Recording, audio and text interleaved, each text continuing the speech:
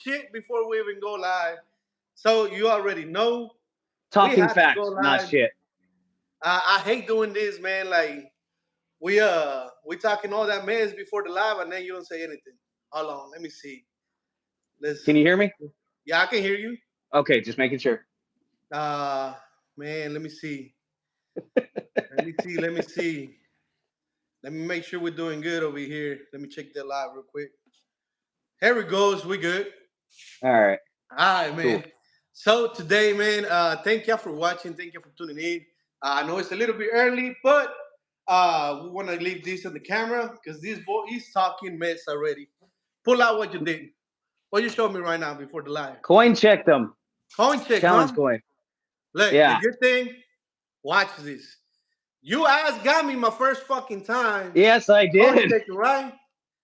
Look at this right here. What is it? I see two Oh stars right wow. there. Yeah, What? yeah. I could go higher if we want No, me to no, no, run no, no. Right downstairs, now, but what you you got beat on your me. head? You beat me. What you got on your head?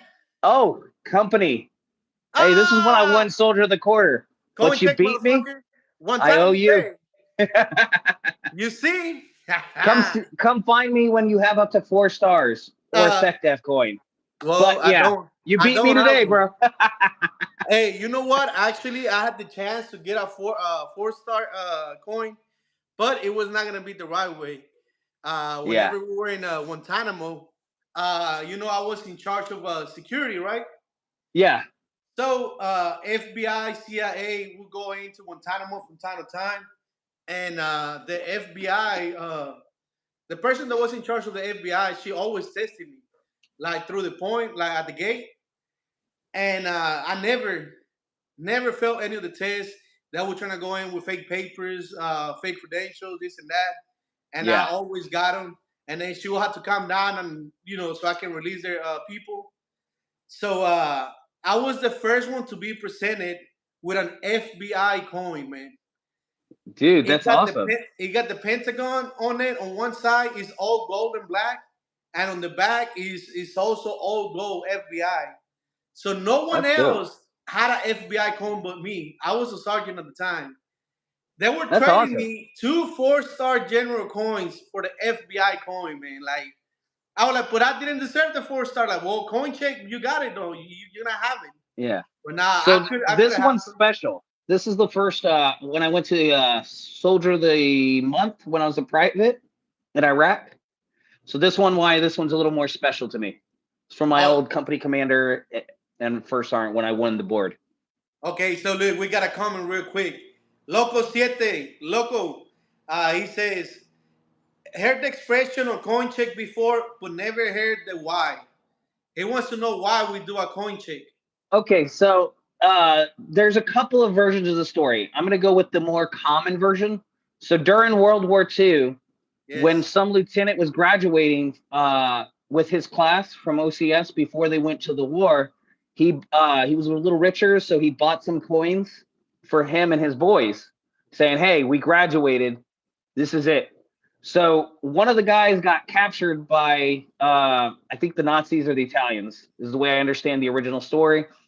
And once we got him out, they were like, "Well, we need proof that you are who you say you are." And he's like, "I don't have my dog tags anymore, and I don't have my uniform because I've been in a prison for a little while."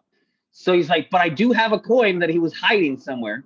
And so he pulled out. He's like, "This is to anybody that graduated in my class at West Point years and years back." And they were able to verify who he was by that coin. And so that's how it first came about. And so the tradition is there's two ways of going about it. So what I did to Juan just a minute ago was I'd get through a coin check on him. So what happens is there's two ways to play. You can play by I throw you down a coin, and if he doesn't have a coin, he owes me a beer. Or you can go the other way, which still I lost either way. We throw down and see who has the bigger coin. Meaning by bigger, we're talking about who's got the most stars with it, or something of that nature. And then that's how you again determine who you owe the beer to. And you do All right, this so usually in military functions. So it's like usually you'll have a bunch of soldiers, and then they all just start dropping down their coins, and then it's can get to be a wild night with a lot of alcohol. So let me tell you, loco. So this is why I carry a coin now because this motherfucker. Uh, when I first came out of the military, well, when I first came out of a basic training, of course I had to go visit my family in San Antonio. So I went to check them out, and we were at a bar or we were drinking at the house. I don't remember. It was either Betty's Battalion or we were probably at the house. I want to I say the don't house. remember, but we were drinking, loco, and he's like, he grabbed the coin and slammed it on the table, and I didn't think any of it, right? Because I didn't know what a coin was, right? So I grabbed the coin and I was looking at it like, all right, cool. And he's like, where's your coin? I'm like, what the fuck you mean? And like, this is a coin check. I like, well, I don't got one of these. He's like, well, I guess you paid for the bill. I like, you motherfucker. So ever since, as soon as I got my first coin, I always put it in my wallet. And you lucky I just got back from eating breakfast and I got my wallet on me, motherfucker. I didn't even think you were gonna coin check my ass. I But figured I'd give it to you. I thought this would be a good way to start yeah, that's good. That's good. So, man, we got two people watching, man. Come on, it's 11:28. We're not 11:30 yet. But Yeah, again, man, we got it's the Dereck pre-show. Salinas. Dereck, you want to introduce yourself, man? All right, so hi, my name is Dereck Salinas, old friend of the family. This is my cousin Juan. We've known each other for years. I'm also I was in the Army from 2005 to 2010. Then I joined the Army National Guard immediately after with no break in service. So I'm now at 18 years. My rank is now Staff Sergeant in the Guard. I've got 3 deployments, 2 to Iraq, 1 to Mosul, which was the first one, 15 months. Second deployment was to Al Nazariya, Cobb Adder, which was 11 months. And then my third deployment was to Djibouti, Africa. The third one was with the National Guard. Other deployments that I've had that are odd and kind of things with the National Guard is I've done a couple of deployments in response to weather emergencies here in Texas. So I've done 2 flood missions. Then I've done 1 mission set with when the the January 6th event happened. I was there. I got sent to DC. And then I also did the COVID mission when it first kicked off. So I was actually stationed in the same city as my wife when it first kicked off. And I was a platoon sergeant for that operation. And yeah, those are pretty much the big deployments I've done thus far. And if you So got questions about them, I know deployments are not fun, but by far, which one is like one of the best deployments that you had? I'm gonna say it was the my first deployment. It was with it was the Mosul. It, the whole platoon, we really meshed really well together. They were really good leaders. One of them died in Afghanistan. That was sad. After we had deployed, when we came back, he went on his next deployment. He died.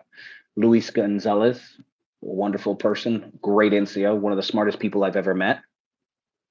But so there's that. But I'd say it was my first deployment. Feel like there's some funny stories. So I was a PV2 when I got into Iraq, and then I got promoted to PFC. And I had just switched platoons and companies. So I was actually originally in Bravo 212 Cav, and then I was with First Cav, and then I went to Brigade and part of their PSD. So what ended up happening though was when I got promoted to PFC, and I had only known these guys for now about 3 weeks in country. So I trained with another unit, then I came there, and then that's how it happened. All the NCOs and all the Joes beat my ass more or less. Took off my boots, took off my top, and then took off my PC. And they put it at 4 different points right around our billets. And at each one of those was one of the squad leaders who smoked me for being out of uniform. So I'd say there was that. And that was also the deployment that was my first one. That's where I got my CIB, that beautiful blue rifle right over there that you have. So I'd say that that's always going to be the one that's special to me. Yeah. It's also where I picked up specialist, where I also got in a lot of trouble. And if you want to hear about it, I'll tell you.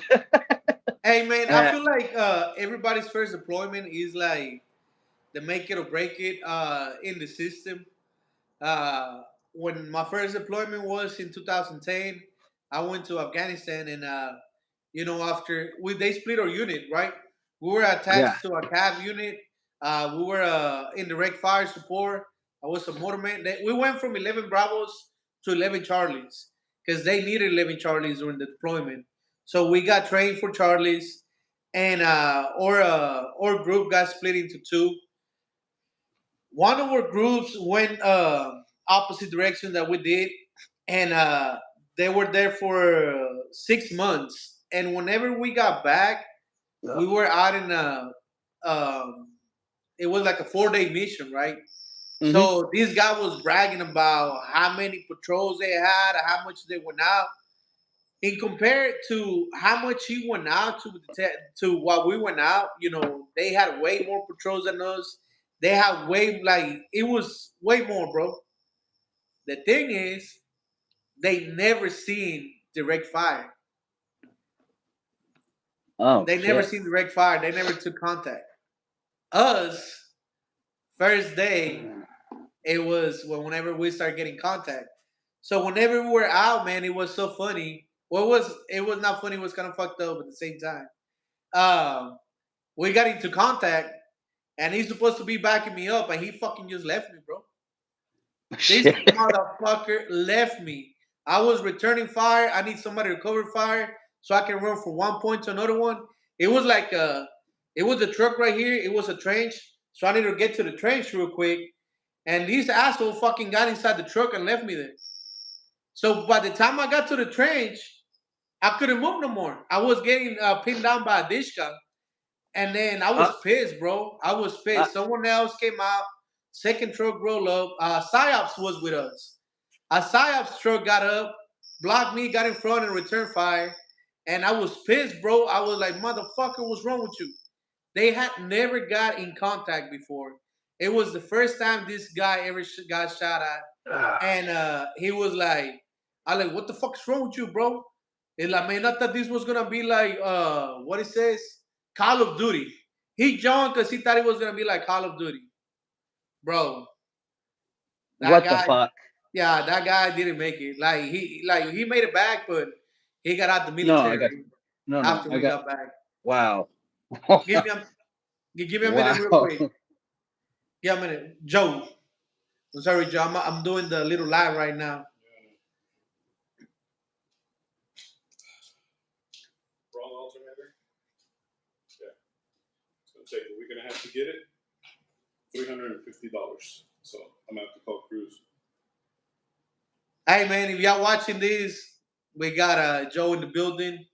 We're supposed to be fixing Cruz's car today. Apparently, we're not gonna fix Cruz's car today. uh, but anyways, man, yeah, I feel like the first deployment is the one that is gonna make or break anybody in the military. Loco Siete.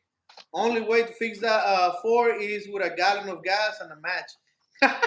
You hear I'm that? with him. I'm about to put a gallon of fucking gas. Um, yeah, Wow. so nah, bro, it's just what it is. Look, oh man, check this I'm just. out. Oh, that's We, beautiful. we got a bunch of junks over here. We pretend like this is a shop. That's my hey, for y'all to know, that's Joe right there in camera. Say what's up to people, Joe. So Uh, so yeah, we're supposed to be working on Jose Cruz is a Hall of Famer baseball player on his card, and guess we're not doing anything. Hall of Famer don't want to fix his car. uh, but yeah, man. Dan, I'm so still dumbfounded by what you just told me. what do you mean? Oh, the Yeah, that first, story. I'm sorry, bro. yeah, That's man. fucking crazy. Yeah, no, a lot of people join the military for the wrong reasons. Again, he thought that it was gonna be like a video game. I was really pissed, to be honest with you.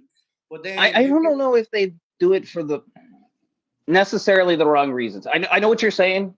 My thing is, I think that they don't know what they're getting themselves into yeah. more so than anything else.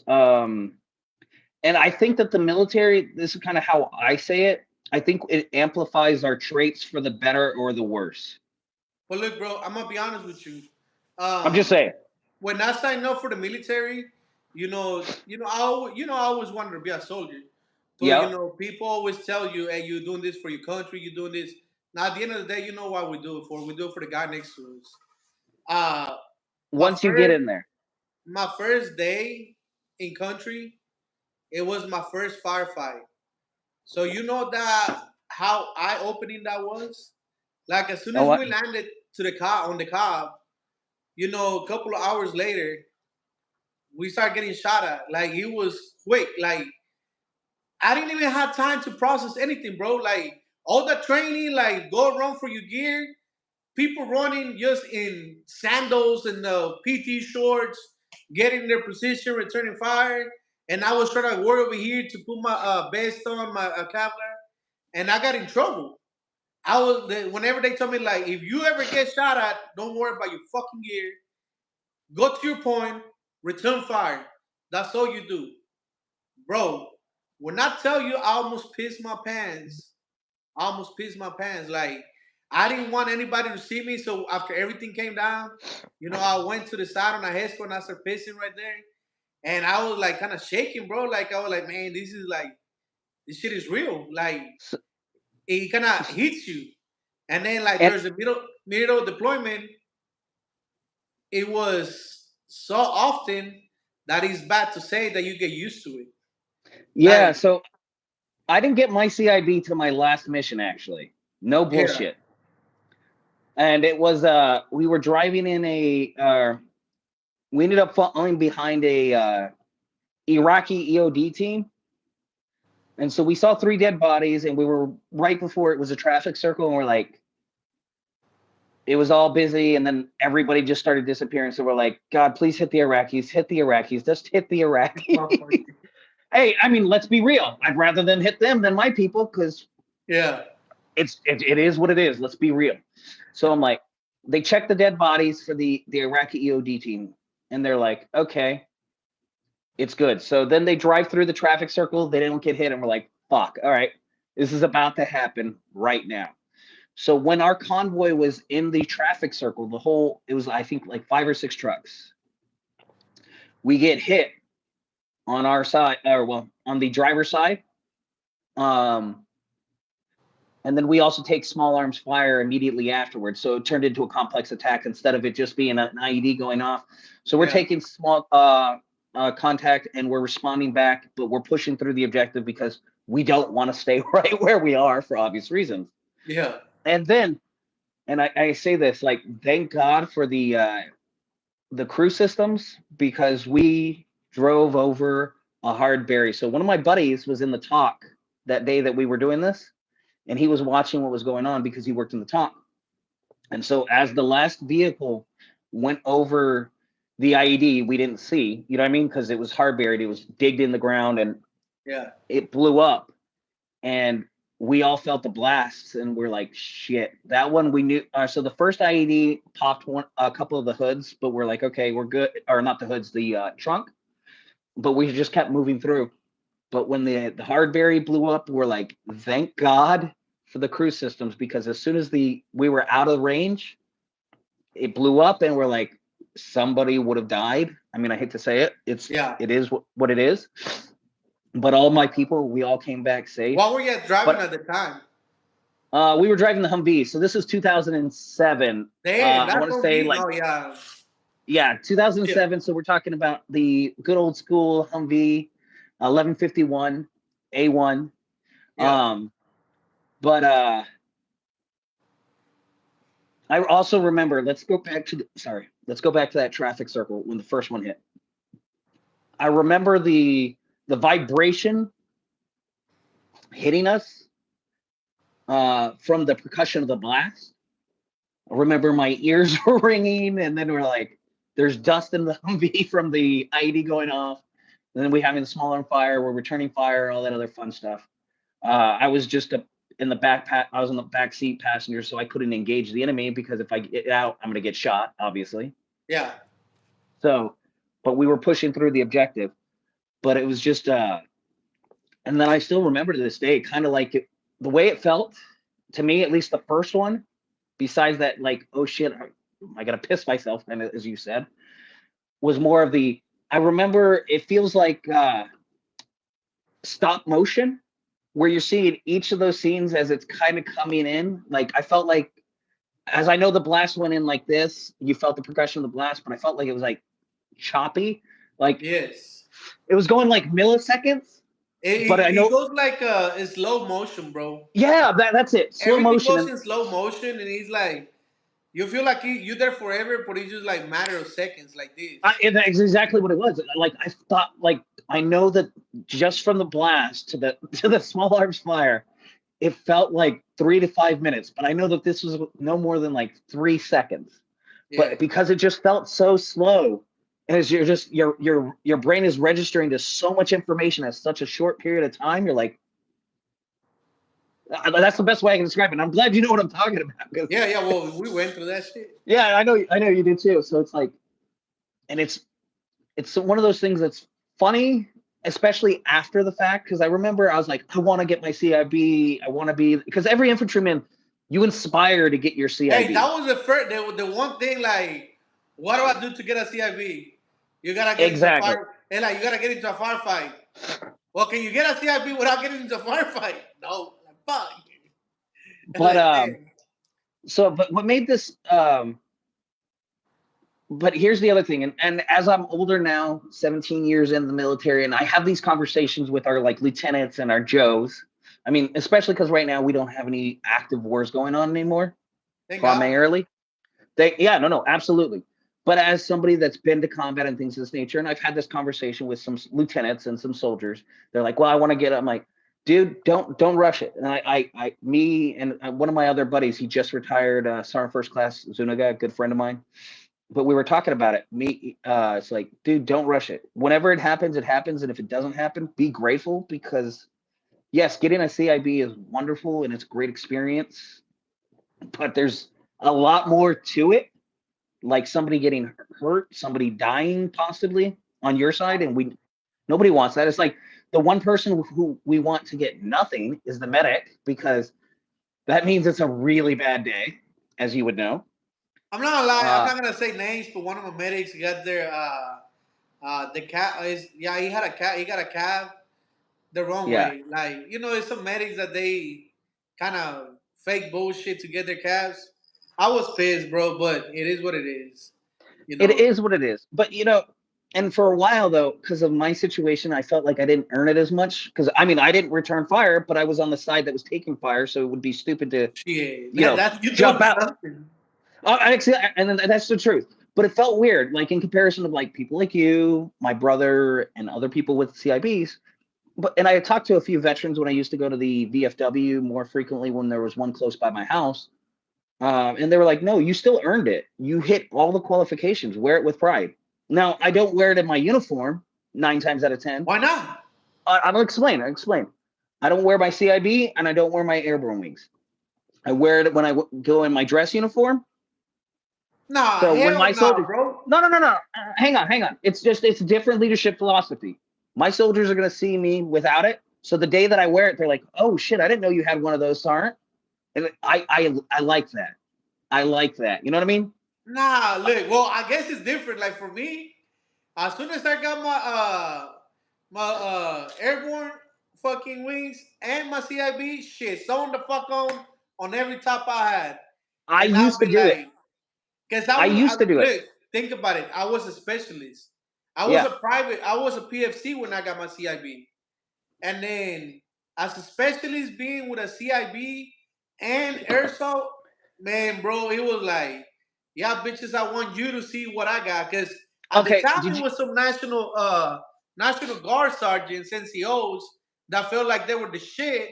They didn't even have a combat patch. And I like, bitch, don't tell me what to do. Like, All right, but here's my counter argument. I wear my combat patch. I always wear my combat patch regardless of the fact. 9 times out of 10, I'm wearing my first cat patch. On a special occasion, I wear the good old Dirty Dorito first armor. fuck you. You got a couple of them that you can wear. I only got one. Yeah. Well, no, we're not done, bro. We're not done. I got the MMCI patch, which was from when I was in Iraq as well, so I can wear the multi-corps national. And then 36 ID for the deployment in Djibouti because it was still considered Operation Enduring Freedom. So yeah, I got a couple patches. Fuck you. Yeah, I only got 4 Brigade 10 Mountain. Hey, but it's still Tent Mountain, bro. Yeah. It's still Tent Mountain. With the shit, motherfucker. But it's always fun when my soldiers don't see me wear my stuff, and then I come in another day or something like that, and I'm now wearing my CIB and airborne wings. They're like, "We didn't know you had that, Sergeant." I'm like, "Okay, yeah, that's fine." Or like when I go in my dress uniform, and then they see me all decked out with all of in my Class A's with my CIB airborne wings, Man, all my bro, badges. You know my Class A's are size medium. My fat ass ain't getting on my Class A's no more, bro. Bro. Oh, by the way, I like the pinks and greens. I'm curious, what's your thoughts about them? When I was size large, I thought I was too fat, man. Imagine right now. Oh my God, bro. My wife pulled out a shirt, like one of my shirts, the t-shirts that I wore in Afghanistan, and she got it hanging in the closet. I'm like, why the fuck you got this shirt hanging right here? So you remember, bro? It's a size medium, bro. You know how fat I feel like looking at that size medium shirt, like. So were you in with the pinks and the greens, or did you just have the blues? The blues. Okay, so I came in. Greens, they were doing the transition from the greens to the blues. Like they wanted us to buy the greens, but I'm like, hell no, I'm not buying the greens. The blues are coming out. So I waited until the blues came out. So I had the greens. I was in the old pickle suit. A pickle? As it used to be affectionately called. Yeah, I don't fit in that one anymore. Nah, bro. I ended up getting. I don't know if I still have it. But yeah, no. So I've transitioned, and now we're getting ready to go into the pinks and greens. So I need to go get that uniform. I think it's the best looking uniform we've had for a dress uniform in the military. Right now that we're talking about uniforms, man. You know you got more deployments than I do. But just during I had 2 deployments only. But my how do you Thank you for your service. How do you feel about us having to pay for our own uniforms, bro? So I've got a unique perspective on this. Because active duty, you're given a stipend every year to pay for your uniforms as an enlisted member. Officers, they have to pay out of their own pocket altogether. But we do get an annual. Do we go through in 1 year? Oh no! We're not there yet. You're given a stipend, so yeah, you're gonna go through at least 4 to 5. If you had the ACUs, you were going through about 8 because they get stained. 8 to 10 because they would get stained so badly. Yes. And then you would like I remember one time I just got out of Fort Benning. I'm a brand new private, and my first platoon sergeant, he sees me. And it's kind of got a orangish tint from Fort Benning at the time, or whatever it's called now. But so I have this like orangish tint, and he comes up to me and he smells me because he thinks I'm just dirty and not showery. And I'm just a private who just got out of base. And I'm like, what are you doing? He's like, I was just making sure you're not dirty. I'm like, oh, yeah, no, it's just the uniform. And then I bought new uniforms. So yeah, especially like with the old uniform when it was not class A, sorry, ASUs or not ASUs, Jesus, ACUs. It was awful because we were burning through it. Especially like as a private, I don't think you should be paying for it. So in the National Guard, we don't get paid as much as the active duty service members. We're only doing it for that one day. And same thing for reservists as well. But in the National Guard, we get, instead of a clothing allowance, what they do is they buy us those uniforms. Now, sometimes we get it on time. Sometimes we don't. So you're using those uniforms, or you do what I have to do, especially if you're a non-commissioned officer. And this is where I was like, I'm going to say, you got to pay for it yourself because this is your representation. Your soldiers are going to, they're looking up to you. So let me tell you what happened when I realized. I'm not saying it's good. When I realized that the army was so fucked up. During deployment, my wife had to send me uniforms, socks, shirts, everything, because we were the last cop on the. We were the last point of defense, bro. Put it like Hmm. that. Or a fob was about 7 clicks away from us. We used to go over there once a month to refeed and take our uniforms to get washed. We didn't have no water, no nothing. And my wife used to send us a lot of uniforms.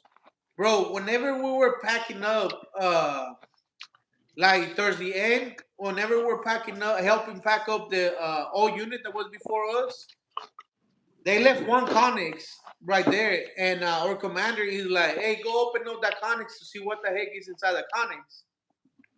It was one Connex full of uniforms, t-shirts, socks, ACUs. We reach out to the company. They're like, "Oh, it's because we get a budget for uniforms, Yeah, and you do. You're supposed to. if we don't spend it, they take it away from us. But you can Hmm. keep them, bro." I had the black The boxes. tough boxes. Boom, full of t-shirts, full of socks. Just pack them in, bro. Like pack them in. A la man, cause the commander is like, hey, leave it for the next unit. Man, fuck the next unit. I was just packing up my shit, bro. Like I told everybody that was with me in that detail, get you fucking at least couple of shirts and socks. Let's go. Yeah, Yeah. bro. Like that shit was ridiculous. We spent So so much money in uniforms out there, and to know that they got a budget for uniforms that we never get, I was pissed. I'm going to go back to the thing about your wife because this I want to ask you. So the secondary currencies. So there's always money in the deployment, but there are secondary currencies. Especially if you grow up like from a Mexican household, things of this nature. The Lucas candy, the gancitos, and all those things. Or if you're from Texas, Big Red, and you Big get it Red, shipped hey, over. You know what I'm saying? You know what I'm saying?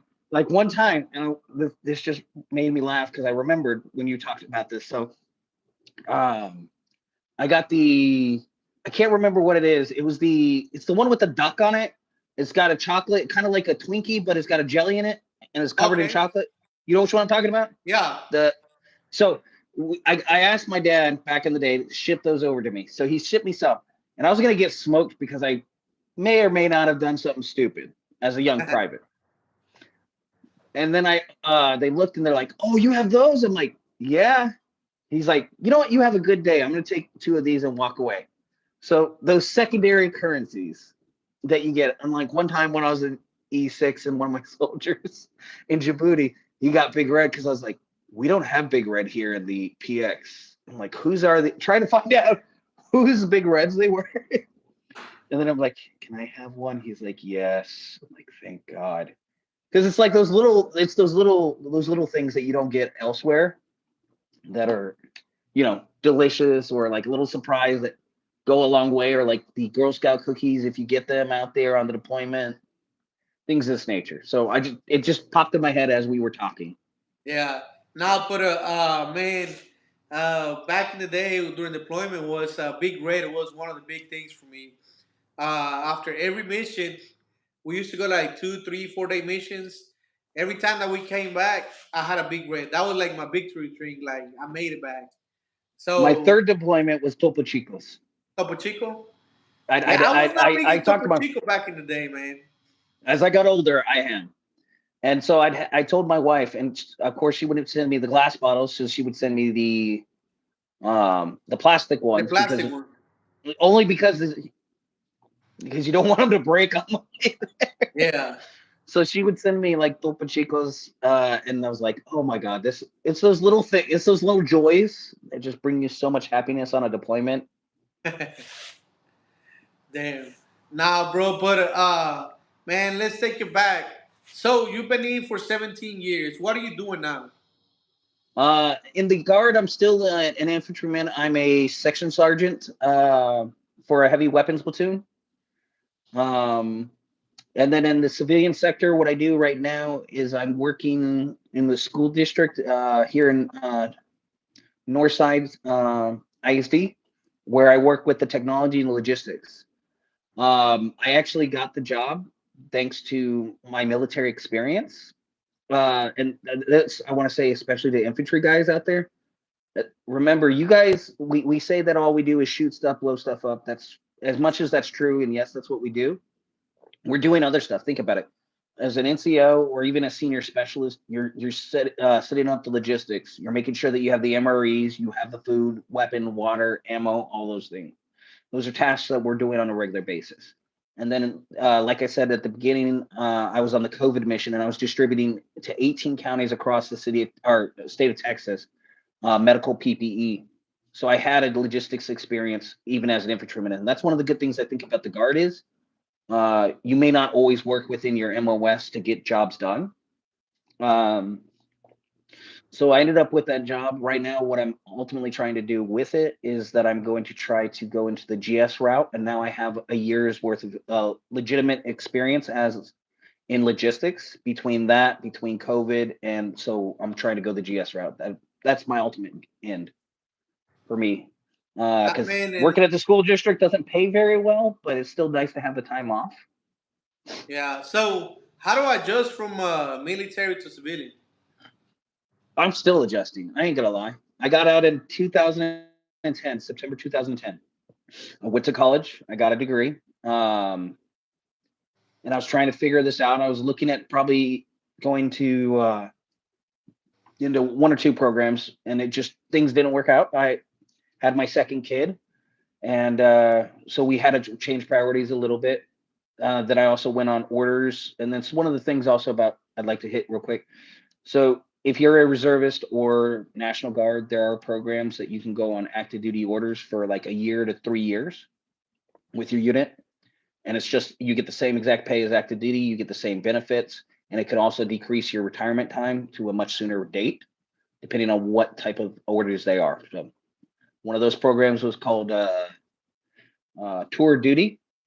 So you can find those little things. So I ended up working as I ended up doing odd jobs every once in a while. So I picked up where I was working for a year at the DLA, the Defense Logistics Agency, the ones that get us those MREs, uniforms, and all that stuff. I was a facility manager over there. Then I deployed to Djibouti, came back. I was looking at something, then COVID kicked off, or well, right before COVID, I was actually going to go and be a GS9, but because there was a bunch of deaths that ended up happening relating to a vehicle accident in Texas where people didn't do their jobs right in the military. And so 2 soldiers died. One was like paralyzed from the waist down, like a legitimate. So we had a safety sit man down, and I was going to go in there, working the logistics side. However, COVID kicked off, all funding changed, and that job disappeared. And then I went from there to COVID. Worked as a defense contractor for a period of time. After that, I wasn't happy doing that. I was paying pretty good money, but I wasn't happy.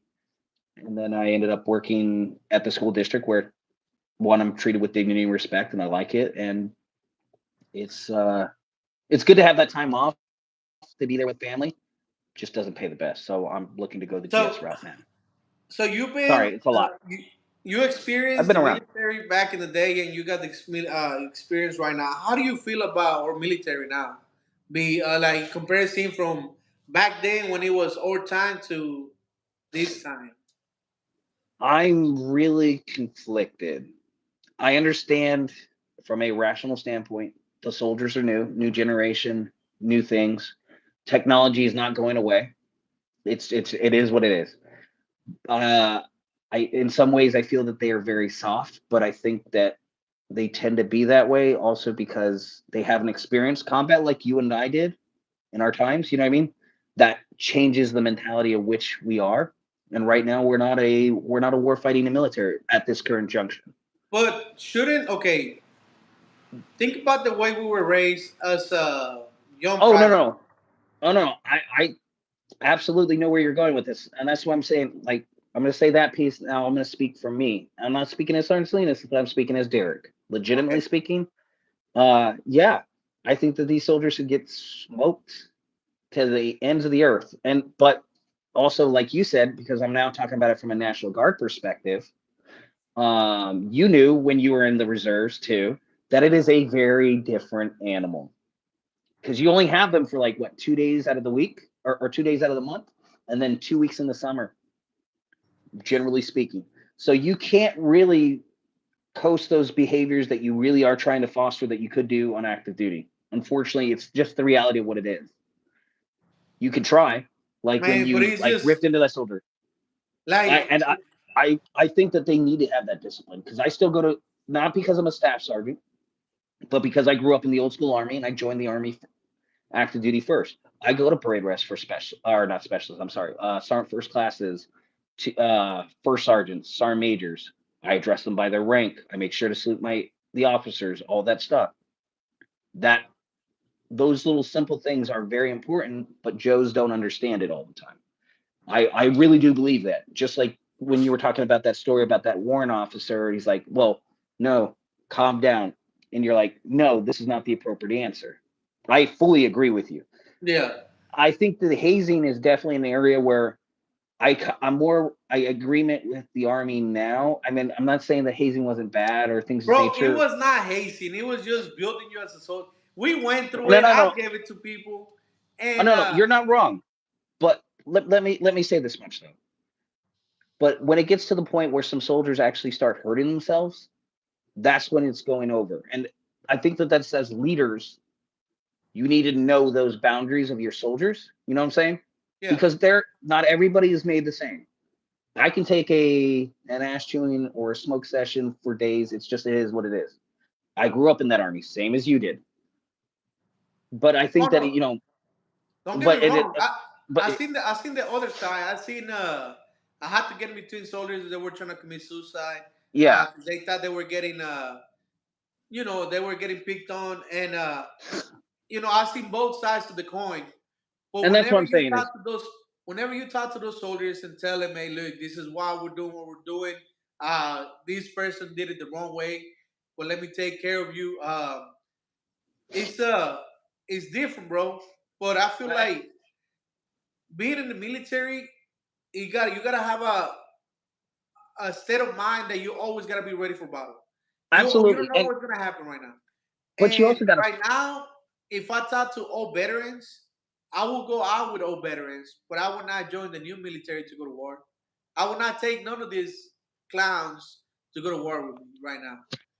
And that's sad, bro. That's sad because I feel like the military is going too soft. We Hang don't on need no just a soft. second. Ah,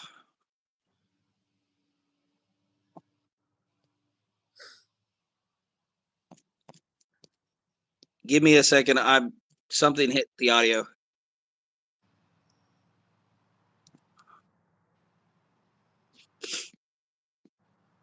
Let me know when you're ready. Yeah, give me a minute. There's an issue with my audio.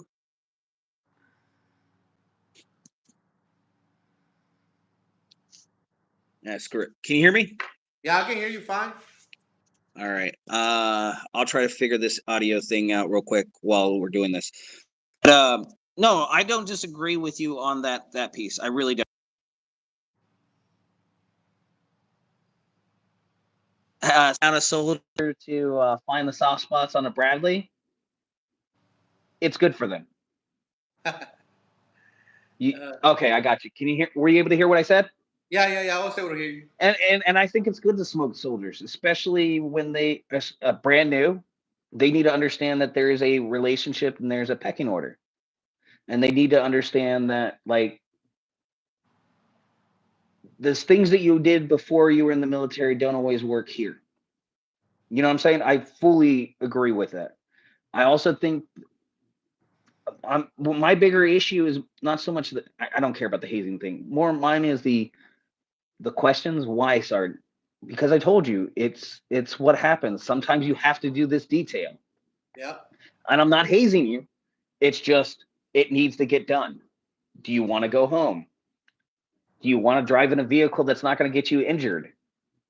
Yeah, it's like to me when I was growing in my military career, I seen a lot of NCOs would give us dumb shit to do. But whenever I got in charge of my soldiers, I was the one sergeant that would be like, "Hey, let's knock this shit out, get it done with, go to the barracks. If you married, go to the barracks and stay there. I cannot send you home because you're not gonna make it in time. But if you stay in the barracks, you're good. So I would send my soldiers to the barracks, and they knew like if I call you, your ass is to be here in 5 minutes, or else I'm gonna have you doing dumb things here when I don't need you. So that was like me. I thought my soldiers that we were gonna do what we needed to do, and we could have done it in like 5, 10, 20 minutes if we apply ourselves. And then you got the rest of the day off. Because there's no need to have them there when I'm the one doing the work. Because you know how as an NCO, we're the ones Mm-hmm. doing with the bullshit, with the paperwork, with the accountability. So that's on our side. It's not their side. So I always took care of my soldiers. And I told him, hey, look, outside the uniform, I see you as a friend. But once you cross that line, when I put my uniform on, we're gonna have a problem. Like once I got this uniform on, yes, sergeant, no sergeant. But if you fucking cross this line, is when we're gonna have a problem. So they understood that they can come up to me as a friend with their problems, and they understood that once the uniform was on, was sergeant, you know. And a lot of NCOs they didn't do that for us, man. So it's like I was not soft. I used to beat the shit out of my soldiers. Not once I call him my name, I'll be like, "Hey, fuck face, which one, sergeant? You get over here." Why? So they understand that is I'm telling. Hey, are you there? One.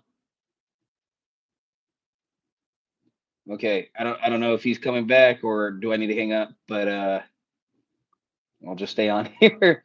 See if there's any questions.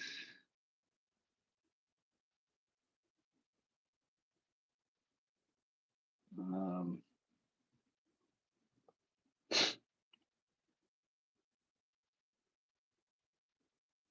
Anybody got any questions then? So I'm here while he's trying to figure this out.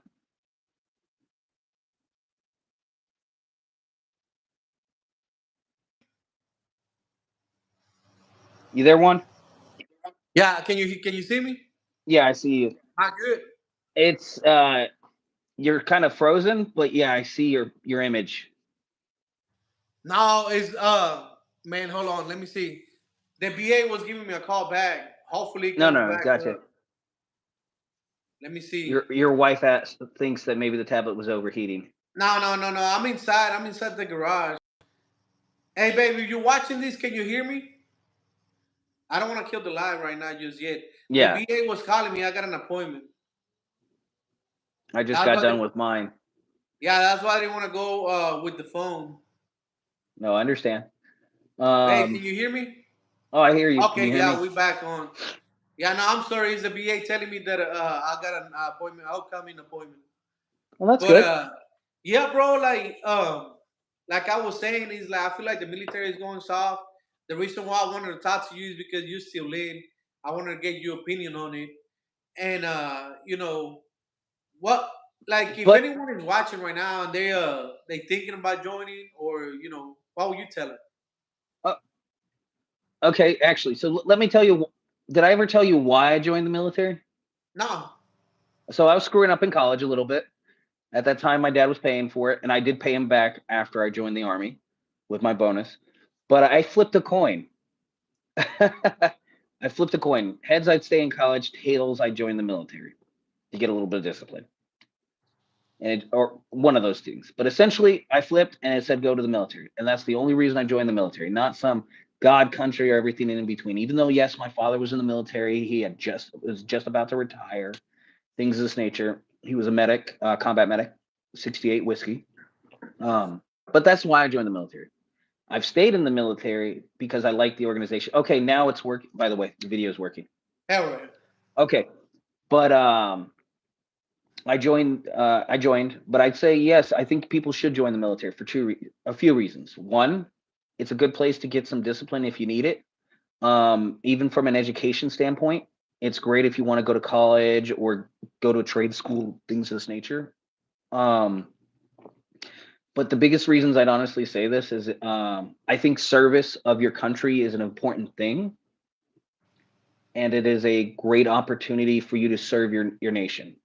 I'm not saying that everybody has to or should, but I think it is a good thing. It's something something I truly do believe in, and that's one of the biggest reasons I do still stay in. I mean, there are days I'm saying I want to file for divorce from the military all the time because, as you know, being in the military is a marriage, Yeah. very abusive marriage, but a marriage nonetheless. But the military, it can be a wonderful organization. It has its problems. I will never deny it. We do have some major problems, and there's areas where we need to really improve.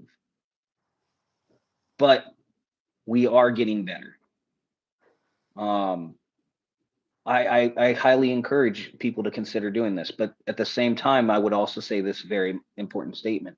Understand what you're signing up. You are giving your life away. You're giving your rights away because you do lose some of those rights of freedom of speech because you can't do X, Y, or Z, do certain things, and that's true. You can't say something in uniform without getting in trouble with the military, especially if it's like a political stance or something of that nature. So there are your rights do get limited in that capacity, and if you have a bad career and you are a horrible soldier or a bad person, you once you get a dishonorable discharge, that's going to follow you anywhere you go. Yeah. So I'm not saying it's not a great. I think it's a great organization, the military. I think it has its problems. I also, like you said, consider looking at. Even though I say infantry is the best because it is, and we're awesome and we're better than everybody because we know it. Um, Honestly, look at the other fields in the military, whatever the branch may be, because there are a lot of other jobs that are going to do better by you when you get out of the military. That I was gonna touch that point. Yeah, I tell you know why we joined the infantry because it's infantry or nothing, right? But once you get out the military, your options are limited to security. Security, police officer, anything Construction. related to that. But it's like people don't want to hire you because that's the only thing. What do you know how to do? Work on weapons, Well, inventory, this and that. So it's not really much that we can do. So whenever I tell people you want to join the military, okay, do something that is gonna help you, benefit you whenever you get out. Because if you go infantry, let's be honest, if you don't want to be a police officer, infantry is not for you. the only time the infantry is going to really benefit you in a substantial way is if you make a career of it and you make like first sergeant, sergeant first class, you're a major, um, on hire because you're or even I'd say probably even as a company commander, so as a captain, because Yeah. at those points you are managing large pools of personnel and equipment. Objectively speaking, excuse me. So the reality is, yes, I truly do believe. I mean, don't get me wrong. The military overall has been good to me for the most part. I've had bad days. I've had good days. It's just like any other organization or any other job. Um, but it's also what you get out of it is what you get out of it too. Use and abuse the military because they're going to use and abuse you. Kind of one of those things I say. It's like use all the benefits you got, whether you want to go to college or you want to give your college benefits to your kids, or you want to, I don't know, like there's a lot of tuition assistance programs for this military or for the service members and their spouses. There are a lot of programs that service members are not made aware of. So hey, use your resources. And Look it's at one of those. the things that a lot of people don't understand. And like, say for example, I'm gonna speak about myself. When I first got out of the military, I had some health issues, and I was paying out of my own pocket until I talked to your dad. Gilberto asked me like, "Is the VA taking care of you?" And I'm like, "Who the heck is the VA? What is the VA?" I didn't know what the VA was. I didn't know they can take care of me. So he's like, "Look him up." He looked him up here in Houston, sent me the address, and I went and talked to him. Sat down with a counselor, talked to the counselor. We went over my discharge paperwork, everything. I did my physical whenever I went in, and they told me all the benefits that I could qualify for. And a lot of veterans didn't know anything about it. So whenever after my first surgery through the VA, I came back as a 60% disabled veteran. So, mind you, I didn't know nothing about disability benefits that I would have. So I got a bunch of cash sending it to my account, and I told my wife, "Do not touch that money, because you know how the military is. If Yeah. they make a mistake and they send you that money, they're gonna want that money back right away, and they don't care if you have it or not. They're gonna take it away from you." So I called him up. I was like, "Hey, y'all deposit some money. This money don't belong to me. Get this out of my account." They're like, "No, that's your back pay." For what? I'm not active duty no more. Those are your benefits. So they're like, wait for the letter, and then the letter is gonna explain everything to you. They're gonna give me no information over the phone. So Yeah. I got the letter saying that they back paying me 4 months for my disability. That's what the money came from. So I was like, all right, well, how often? Or this is a one-time thing. What it is? Come to find out, it's for life, right? Yep. So I was like, all right. So after my third surgery, I got bumped to 100% disabled veteran. So boom, I got No a. property taxes in Texas. You already know. So I got my second check, and I call him. Hey, you overpaid me this month. Get this money out of my bank account. They're like, sir, you got bumped up to 100%. And like, what that means? Well, we gotta pay you 100% since the time you got out until now, bro. It was a year back pay, bro. Yeah. You know how beautiful that was? Oh, I believe it. Bro, like it was like holy shit. And I went, like any other person would be fine with it. I wasn't. I went and talked to my counselor, one of the counselors at the BA, and I told him, "Is it a way that I can give this money back to you?" And the guy looked at me crazy. He's like, "Why?" I like, because I feel I don't deserve this money. Like I'm okay with you taking care of me, but it's a lot of homeless veterans. Can we give? Is it a way that they're like those homeless veterans? They still get money. If they are in the system, everybody gets money. They don't want to use the money. They don't want to use the benefit. There's nothing we can do. And then the guy was like, I was like, still, I want to get this money back. And the guy got mad and he's like, look, I'm gonna tell you something. I look at your file. You deserve this money. And then he's like, it's guys that never seen combat that are making more money than you are. And I was like, what do you mean if they never seen combat? Bro, do you know that people that got kicked out of basic training, they still collect benefits from the military because they claim PTSD from basic training? How stupid I that is. do know that When I now. find out that people that didn't even made it and they were collecting money for PTSD through basic training, and then some other soldiers that never been deployed before, they're collecting benefits for PTSD. I like, you never been deployed before. How you collecting money for PTSD? Okay, Because I'm we gonna got. go a little dark with this though. Hang on, hang on. I'm gonna go a little dark on this statement. Go ahead. Y- Um, some of those soldiers legitimately do have PTSD because here's the thing that we all have to understand about veterans as a whole. You may never have served combat. That doesn't mean that you couldn't have been nearly killed in a training incident or shot or injured, because we do know that that does happen, Yeah. right? So there could be legitimate claims on why they may have it.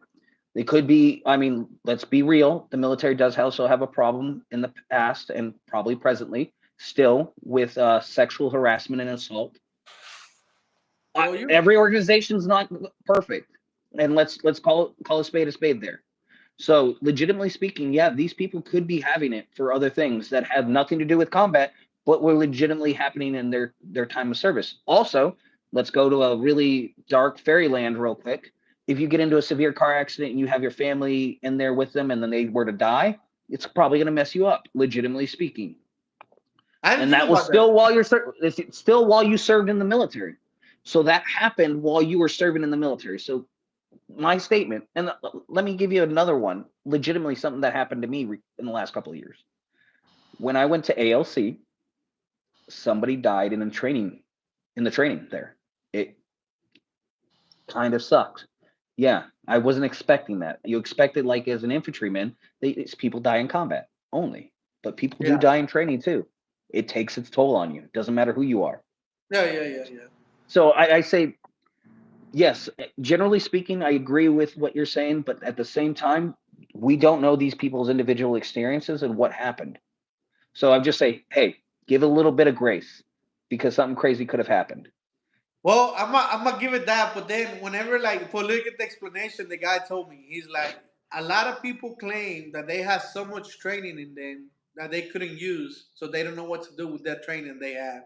So they always watching, always like, "Ah, well, man, that's bullshit." Like, what? I'm not saying that there isn't people because we all know and we've all heard stories of people collecting disability and are lying through their teeth, and then they get busted for fraudulently abusing the Yeah, system. But it's just like anything else. Like I say, there are great soldiers in the military, but there are also some pieces of shit in there. yeah, no, but it's like whenever I find out about the benefits, bro, I was feeling guilty at the beginning. Yeah.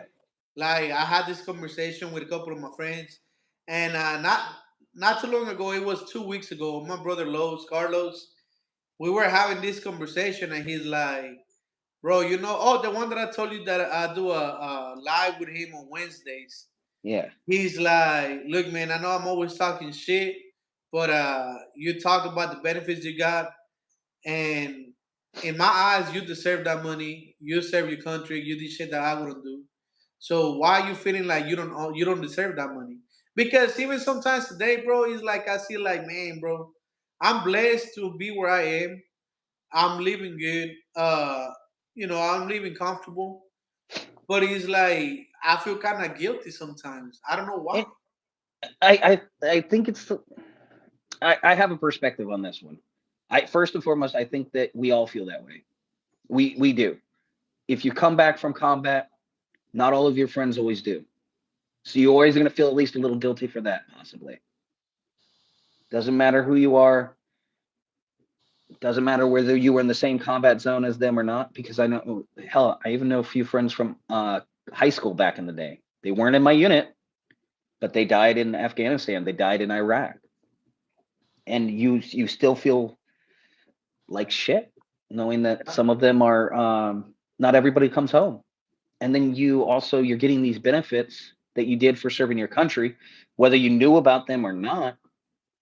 It feels kind of weird. Like, don't get me wrong, grateful, but at the same time, it's like you you didn't serve to do it for this or that and in between. So when these things happen to you and you're given these things, yes, you're gonna feel weird. Yeah.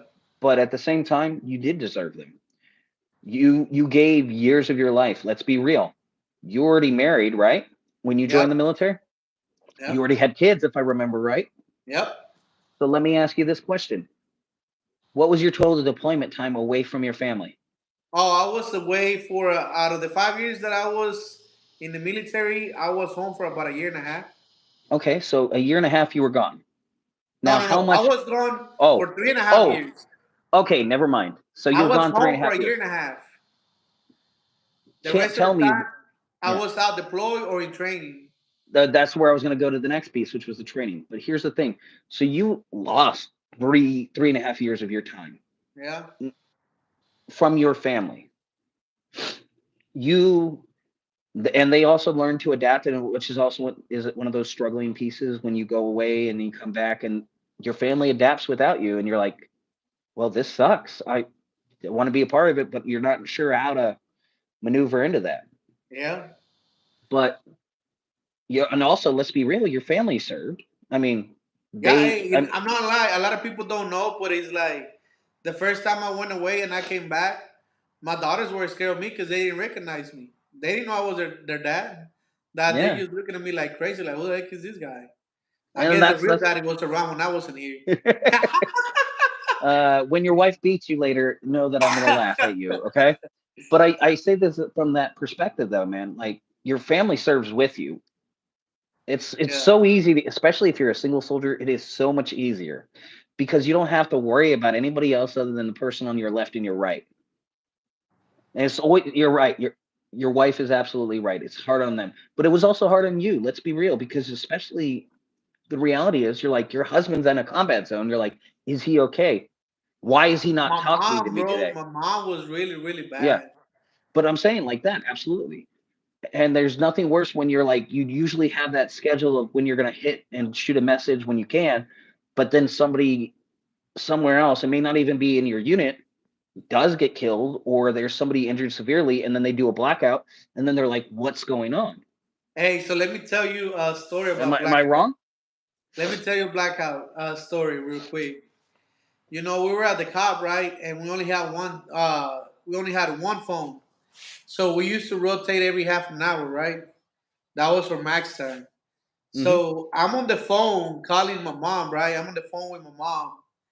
And while we are talking, we start getting attacked, bro.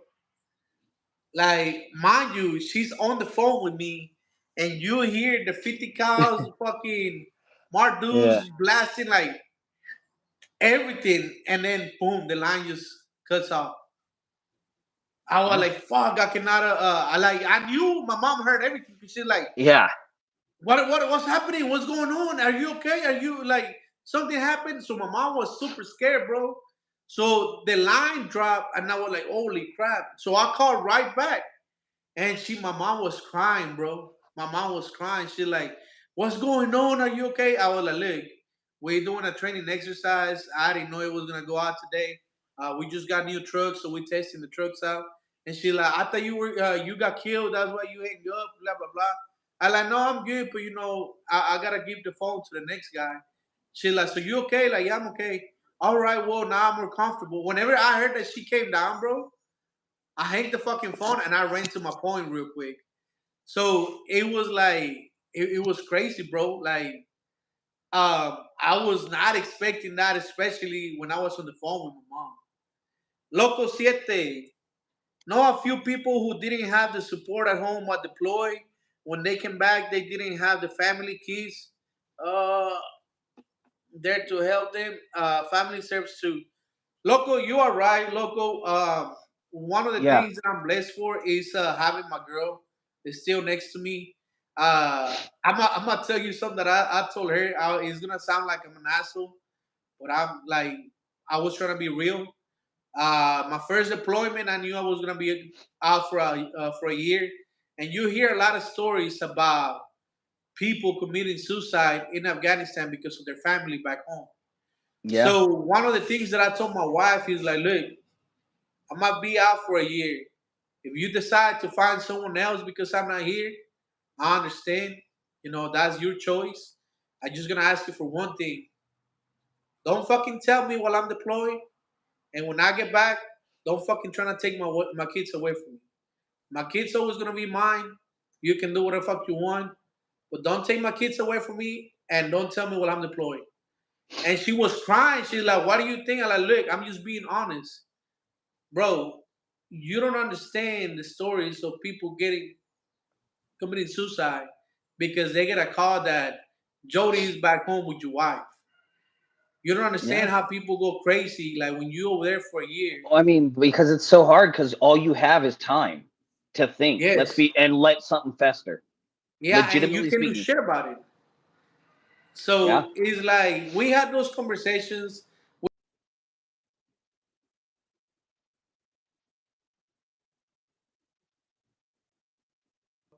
You there? Yeah, yeah, yeah. Somebody was calling. I had to. Yeah. Hold on, let me see. Ah, the camera froze again. It's fine, but we can still have that conversation. And I agree with you. And I've seen it. And So, you've seen it. so it's like people don't understand that family is it helps a lot, man. It helps a lot coming back home and having people with you. But it's also hard on them too, especially like, let's be real. Fort Polk isn't the furthest place from Houston, Oh no, but it's still not super close either.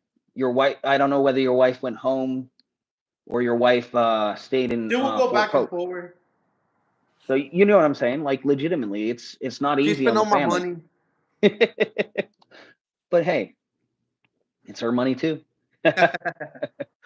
But like legitimately speaking, like these are those things that we don't factor in, and these are things that we always thank the soldiers. We always thank the soldiers, the service members.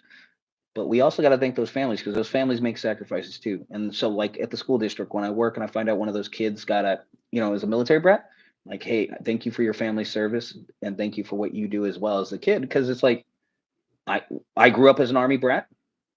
I also served in the military, so I get it. And now I'm 17 years in, married for 12. So my wife's been in at least with the National Guard side for a while, and she's very supportive. Not always on the best of terms with what goes on, but it happens. But none of us can survive without those families. And Yeah. deployments really do suck, especially when you have those doubts or you find out when one of your buddies gets that Dear John letter and finds out that Jody came in and ruined his life. Right. Now, I'm not going to say some of them aren't self-inflicted wounds, like the soldier that married the stripper the night before or the week before. Oh, I Hey, love man. her. Oh, the Hey, it soldier that happens. married the stripper after he got back from deployment because he got too much money. Or right before the deployment. I've seen that one too. So, Bro. like those are self-inflicted wounds. Yeah.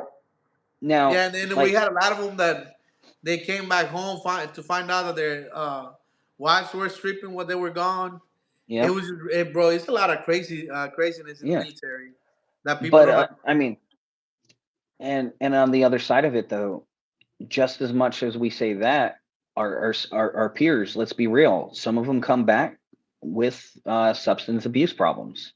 Some of them come back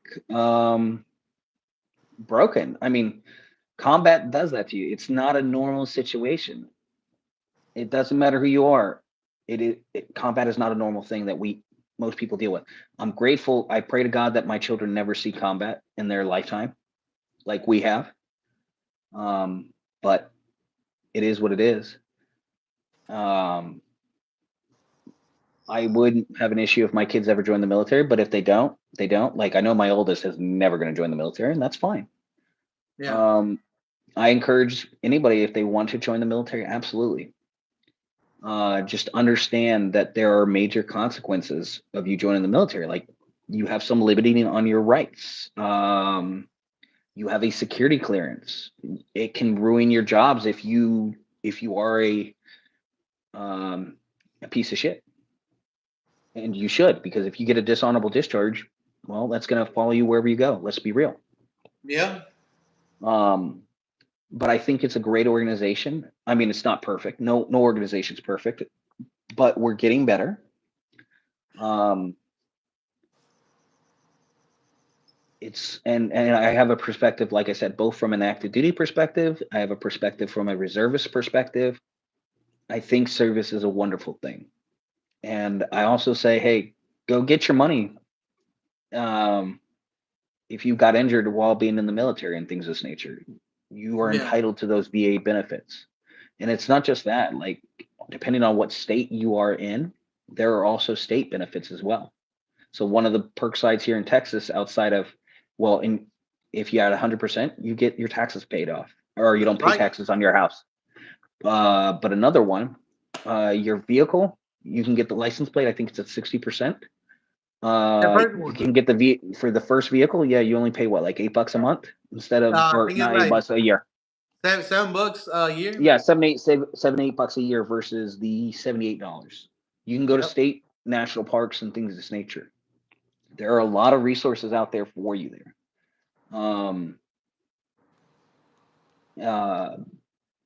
USA Cares, Wounded Warrior Project, Purple Heart Association.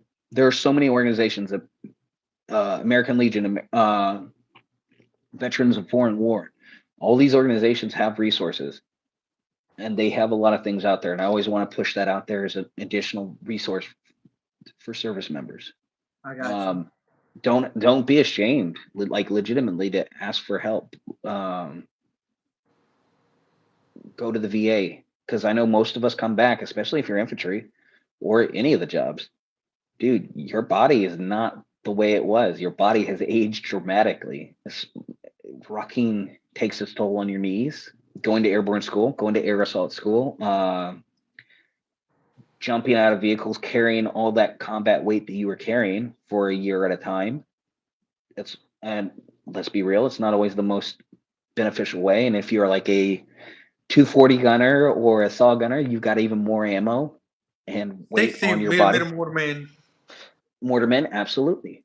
So your body's not going to be where it once was, and the experiences that which you have in the military Yeah. aren't always going to be great. Sometimes they are. So some people are going to come back. They're going to be injured.